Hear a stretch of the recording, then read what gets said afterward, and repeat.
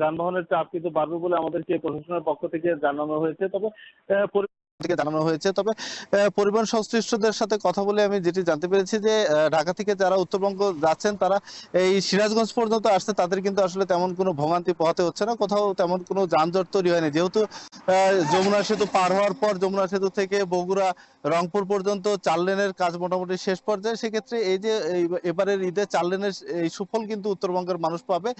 সেক্ষেত্রে এই যে দীর্ঘ যে যানবাহনের চাপ পড়বে, এতে করে আসলে এই পারে মহাসড়কে তেমন একটা যানজটের সংখ্যা কিন্তু নেই বলছেন চালক এবং যাত্রীরা।